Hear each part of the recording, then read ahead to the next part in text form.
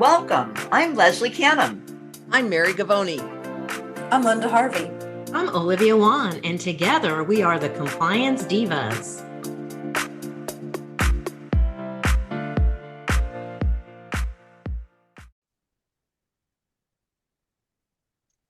Welcome to the Compliance Divas podcast. I'm Mary Gavoni, and I will be the moderator for this episode. We have a very special episode today. We're going to interview Leslie Canham, who is a compliance expert from California, and we're going to discuss what is happening with the rules and regulations for dental assistants in California. The Compliance Divas bring clarity and simplicity to compliance by navigating regulatory compliance to keep you on course. You can subscribe to the Compliance Divas podcast through your favorite podcast channel or on the Compliance Divas website. You also can ask or submit questions to the Compliance Divas at support@compliancedivas.com. All the resources we mentioned during our podcast can be found in the show notes in your podcast app. And we ask that as you complete listening to the podcast that you scroll down and leave us some feedback or leave us a review. The California Dental Board has been very busy with updates that go into effect on January 1, 2025. It means big changes for dental assistants on infection control training, allowable duties, and pathways to licensure. Every dental practice needs to take note of what is in store. So Leslie, as our California resident expert, tell us about the changes to the infection control training requirements for dental assistants in California. Well, Mary, it's actually very exciting because when we have changes to infection control, it means that there's more attention brought to the topic. And in many cases, we have team members who are hired in dental offices who don't have any kind of formal training or education in dentistry. And many times dentists will train people on the job, but sometimes there's a gap in understanding the true meaning of how infection control works. So according to Senate Bill 1453, which actually goes into effect on January 1st of 2025, there are stricter requirements for completing infection control courses for unlicensed dental assistants. And there has been since 2010 a requirement to take an 8-hour infection control course for all dental assistants who were not licensed as RDAs.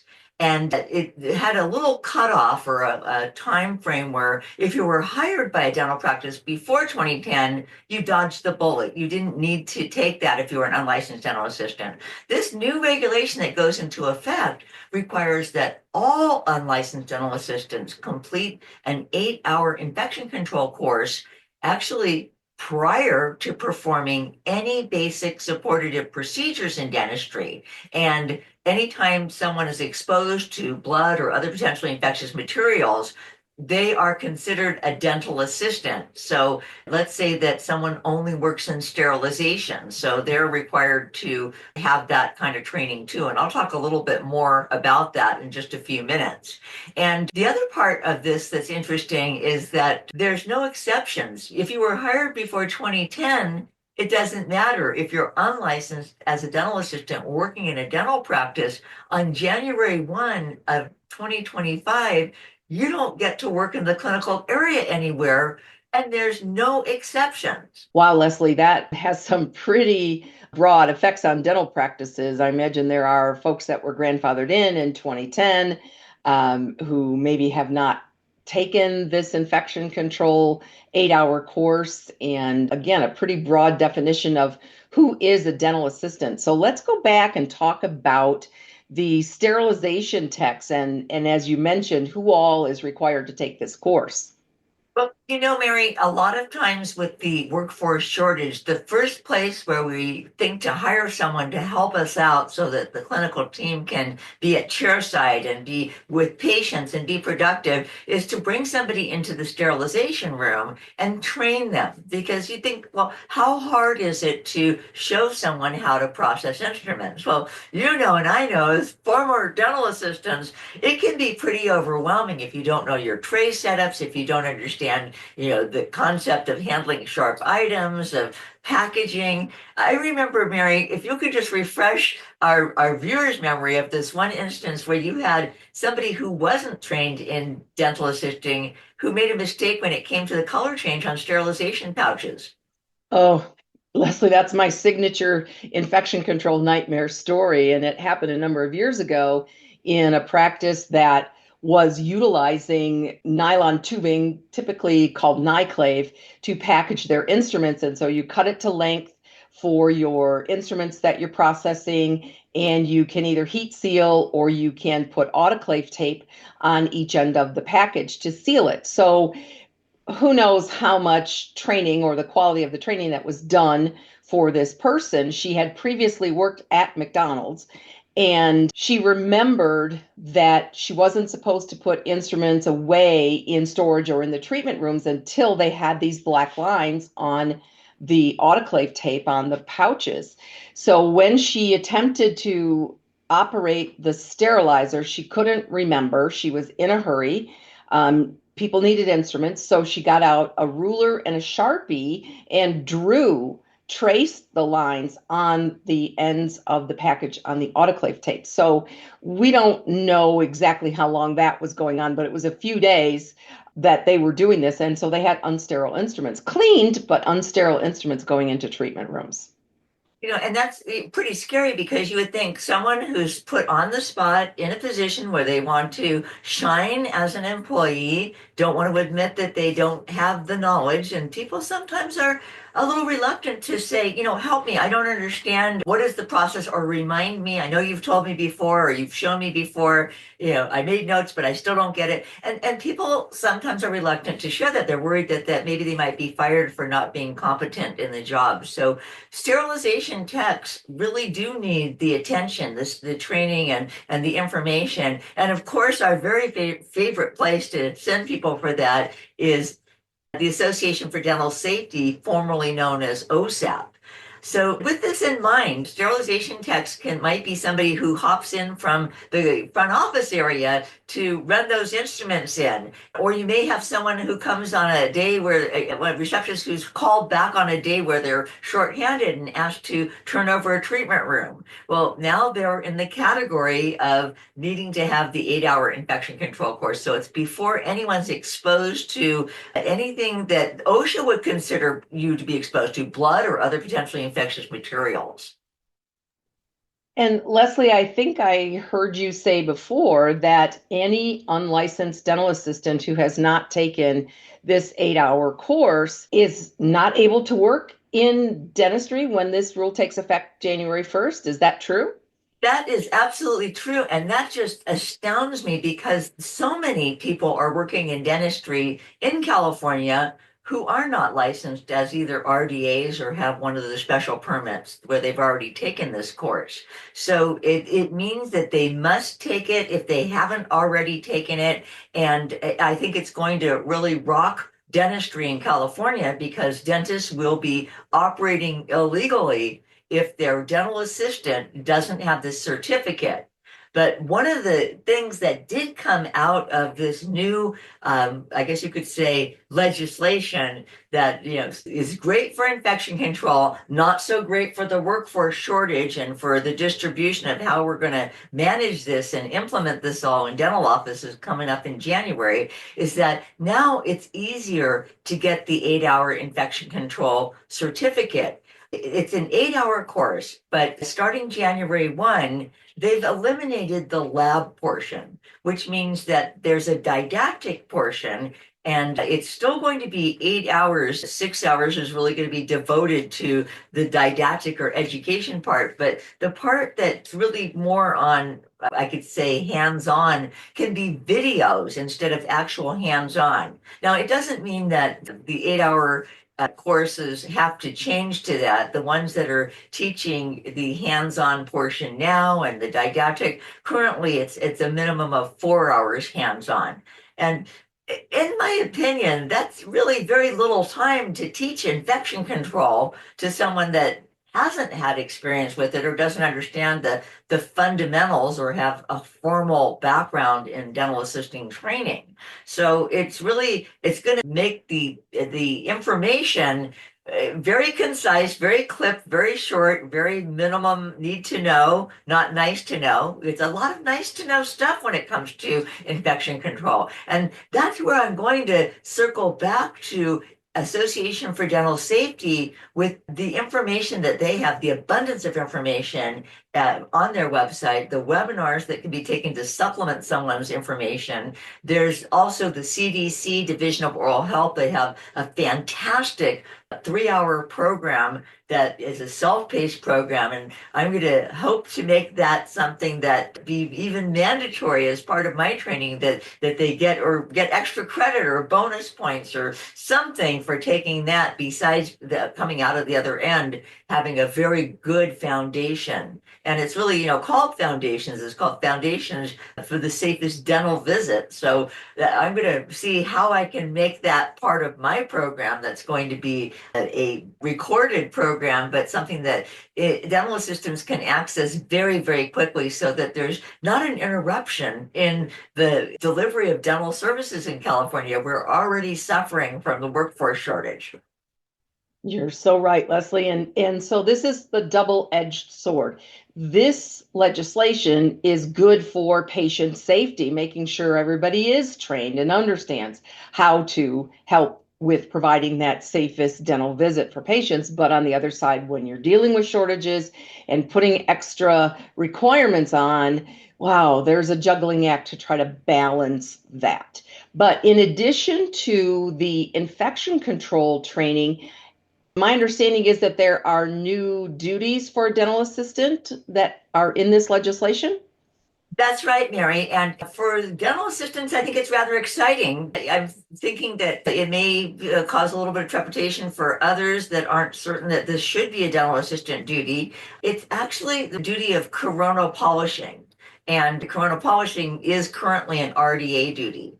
And when I got my RDA license, it was an elective. You could get it or not get it. It was up to you. If you wanted to do it, you'd have to go to the course and get the certificate, and then you could do it. And I remember taking the course and the instructor telling me that, Leslie, you're pushing too hard on the prophy cup. You're creating a lot of heat there. And I had no idea. I thought, the harder you polish and the more you push, the better job you're going to do, and the happier your boss is going to be.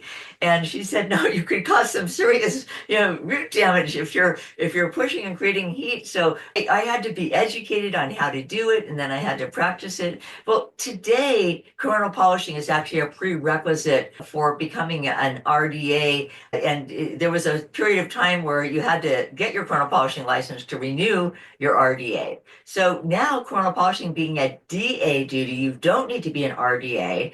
And all you need to do is to take the coronal polishing course. And the prerequisite to that, the only thing is the 8-hour infection control course and a CPR certificate. There's no other work experience or education required in order to get into that coronal polishing course. So that's something that is a little bit scary, in that we hope that the coronal polishing course is going to do a good job of training on all the things that you can go wrong when you're coronal polishing. And then we hope that it will be something that is embraced and used properly. It used to be coronal polishing was only to remove plaque from surfaces of teeth prior to cementing of anything that ortho or bonding any brackets or anything prior to certain cementation. But today, coronal polishing doesn't have that restriction, so it could be used as part of a prophy. And hopefully we're not talking about a prophy all by itself. We still want to make sure that the teeth are deemed plaque-free by the dentist or hygienist. And the other new duty that is something that is kind of exciting for the orthodontists who are utilizing dental assistants, there is an orthodontic assistant permit that you can acquire. And previously it had all sorts of prerequisites for becoming an orthodontic assistant permit holder. And they removed all of the educational or training requirements prior to starting an orthodontic assistant permit course, or even applying for the orthodontic assistant examination. And that permit is something that allows a dental assistant to actually not only do coronal polishing, but ultrasonic scaling, again, prior to cementation of brackets or bands for orthodontic, to size and cement ortho bands, as long as their position has been approved by the supervising dentist or orthodontist. So there's some new things that are coming for unlicensed dental assistants. And then later this year, I want to talk about what's happening for RDAs. There's a few new things that are coming up our pipeline for RDAs and RDA apps, but that's it. That's a later discussion to have. Well, thank you for that summary and that news. I imagine there will be some trepidation, as you said, from some hygienists about the coronal polishing issue. But as you said, there's a lot of issues, there are a lot of damage that could be done if people aren't knowledgeable about how to correctly polish, what kind of pressure, and even what kind of polishing agents to use, since we have so many different restorative materials out there. And it makes a difference what you do or do not use. So thank you for that. Then I think I understand as well, Leslie, that there are some new pathways to RDA licensure. Can you fill us in on that?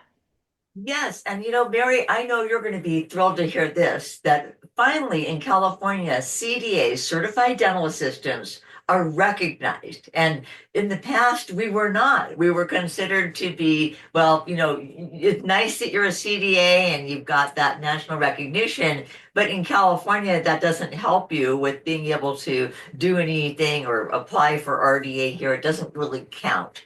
And that's kind of a slap in the face, because really we worked hard to become certified dental assistants and have maintained that designation over and over again, just like dental licensure with continuing education and other requirements. So today, certified dental assistants actually qualify to apply for RDA designation, which will help us with the workforce shortage, because as we have people moving to California, instead of hopefully moving away, but moving into the state, a certified dental assistant only needs to acquire the prerequisite courses in order to apply for the RDA exam. They still have to take the exam. So it's the 8-hour infection control course, which will be able to be done online, the California Dental Practice Act course, which is another requirement for unlicensed people, but a different situation with how soon they have to have that. A CPR certificate, which likely they already have, a California Radiation Safety Certificate, a coronal polishing certificate, and a Fit and Fisher sealant certificate. And all of these certificates that we're talking about are California board approved providers. So if you had an X-ray certificate or license in another state, that wouldn't qualify here. But it is nice that they can bypass, CDAs can bypass all the other requirements. So for everyone else in California, you either have to graduate from a board approved registered dental assistant program, or there's the on-the-job training pathway, which is either it's 15 months or 1,280 hours of OJT, completion of an alternative dental assisting program, or completion of something called a preceptorship.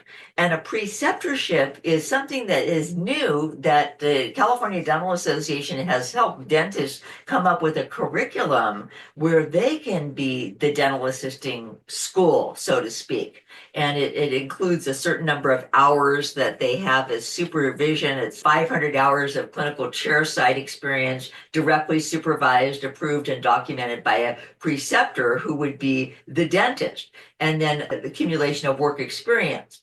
And then they have 300 didactic coursework hours, and California Dental Association has helped to incorporate some of those training mechanisms for dentists so that they have, so to speak, a curriculum or syllabus to work off of. And that'll include the 8-hour infection control certificate in the Dental Practice Act, the things that they have to have. So those other required items. And so that's all pretty exciting for helping us develop some new dental assistants and into maybe climbing the career ladder of becoming RDAs. But one of the biggest things that I want California dental professionals to know, there is a time clock on the current 8-hour infection control course for unlicensed dental assistants. And there's also another part of that. The Dental Practice Act is a requirement for unlicensed dental assistants, as well as CPR.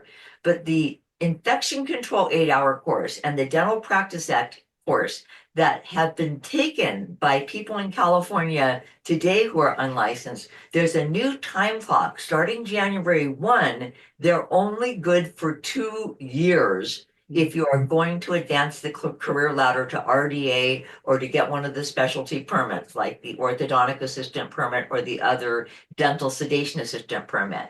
Now, previously, assistants would have 5 years from the time that they took that course or those courses. And it's a funny thing. I had one dental assistant who had taken this training from me, and she was 5 years and 1 day past the deadline to apply for her RDA exam, and the dental board turned her down flat. She had to retake the course again in order to apply for her RDA, even though she had taken it, even though it was only 24 hours. They were very strict. The law is the law. It's black and white. So the big shout out and the big message, if you are applying for RDA or orthodontic assistant or dental sedation assistant permit, do it now. And the information I have from my most recent meeting with the California dental assistant teachers is that the deadline to do this, to submit your application, is probably by December 31st of this year. And when you're postmarked by then, that they should be able to go by the old regulations. But if you wait until January 1, then if you're over that 2-year period, you're going to have to take those courses again. Oh, one more thing to add to the information is that starting January 1, the 8-hour infection control course is also prerequisite for anyone who wants to get a radiation safety certificate. And you cannot expose images. You can't operate radiographic equipment without it in California today.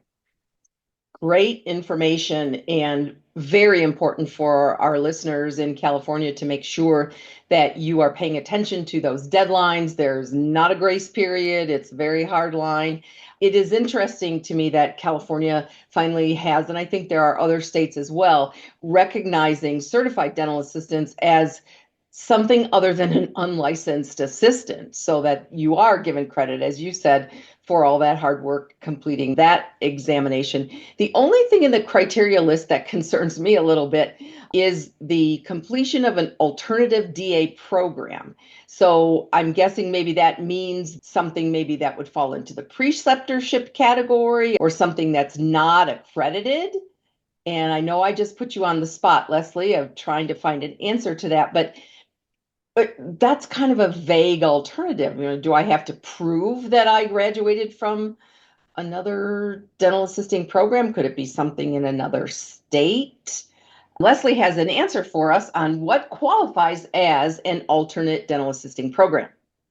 Oh, great question, Mary. And the dental board did give us the definition of that. Alternative dental assisting program means a program that's offered from institution of secondary or post-secondary education that has a current accreditation from the Commission on Dental Accreditation, or is accredited or approved by an agency recognized by the United States Department of Education or the State Department of Education. And that would include career health and technical education programs, regional occupational centers or programs, or apprenticeship programs registered by the State Department of Education or Division of Apprentices Standards of the Department of Industrial Relations and Allied Dental Programs, and whereby a certificate of completion from the program shall serve as a pathway component for licensure as a registered dental assistant. Fabulous. So that then allows dental assistants in California a wealth of pathways in order to become an RDA. That is absolutely amazing. Thank you for that, Leslie. Leslie, any closing thoughts on all these changes happening for dental assistants in California? Well, the main thing is for dental assistants to know that the career ladder is available to you, and there are pathways to become more able-bodied to provide and produce in dentistry, and there's a career ladder that can lead you to even an RDAEF, which is expanded functions. In California, EFs can place amalgam and composite restorations. They can cement crowns. They can, starting in July, they'll be able to do oral cancer cancer screening, which would be a huge benefit to the patients out there that may not be getting that on a regular basis. And so it's really exciting. And for the dentists who are overseeing dental assistants, who supervise dental assistants, please do this. Do yourself a favor and subscribe to the Dental Board's newsletter so that you can be informed of these changes before they actually catch you by surprise. Oh, wise words, Leslie, wise words. Well, thank you for joining us for this special episode on changes to the Dental Board rules for dental assistants in California. The Compliance Divas bring clarity and simplicity to compliance by navigating the regulatory world to keep you on course. You can submit questions to support@thecompliancedivas.com. We will include resources, including a copy of the legislation about these new functions and link to the California Dental Board newsletter so that you can stay up to date in the show notes on your favorite podcast app. When you finish listening, please scroll down to the end of the app and leave us a review or send us some feedback. We thank you for joining us, and we'll see you next time.